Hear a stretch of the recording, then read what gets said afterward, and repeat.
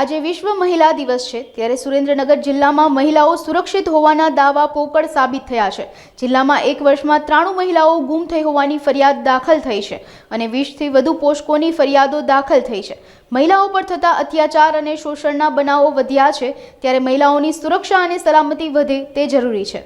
આપણે બહેનોની સલામતી, મહિલાઓની સલામતી, બાળકીઓની સલામતી એના વિશે ઘણા પગલાં લીધા છે અને અસરકારક છે, પણ તે છતાંય મેં આજે જ એક આંકડો જોયો કે સુરેન્દ્રનગર જિલ્લામાં આ વર્ષ દરમિયાન લગભગ 93 જેટલી, એટલે આમ ગણાય કે 100 જેવી બહેનો ગુમ થયેલી છે અથવા તો ઘર બહાર છોડીને જતી રહી છે અથવા તો એનું ગમે તે થયું, શું થયું એ ખબર નથી, પણ એ મિસિંગ છે।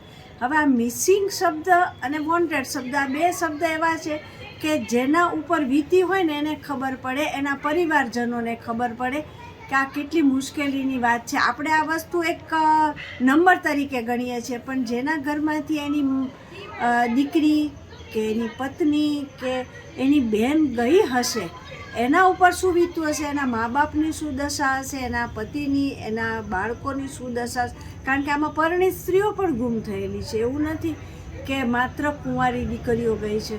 તે મહિલા દિવસ નિમિત્તે દરેક મહિલા અને જેના થકી આ મહિલા દિન આપણે ઉજવીએ છીએ એ બધાને ખૂબ ખૂબ શુભેચ્છા। મહિલા દિવસ આપણે ઉજવીએ છીએ એ સાચું છે, પણ હમણાં એવું જાણવા મળ્યું છે કે ભાઈ સુરેન્દ્રનગર જિલ્લામાંથી લગભગ 90થી 100 જેટલી મહિલાઓ ગુમ થઈ છે। ગુમ થઈ છે પછી એની કોઈ ભાળ નથી। તાજેતરમાં જ એક બનાવ એવો બન્યો છે કે એ દીકરીને બહાર નીકળતી જોઈ પછી એ ક્યાં ગઈ આજ દિવસ સુધી ખબર નથી કે એ દીકરી ક્યાં ગઈ છે। એ ખૂબ ચિંતાનો વિષય છે। એટલે મહિલાની સલામતી, મહિલાની જાળવણી, મહિલાનો અભ્યાસ, મહિલાને રોજગારી, આ બધું ખૂબ ખૂબ જરૂરી છે। અને સાથે સાથે હું એ પણ વાત કરીશ કે મહિલાએ પોતે પણ સજાગ થવાની જરૂર છે। અત્યારે ઘણી જગ્યાએ મહિલાને ભોળવે છે, ભણેલી મહિલા પણ ભોળવાઈ જતી હોય છે, ઘણીવાર એવું બને છે।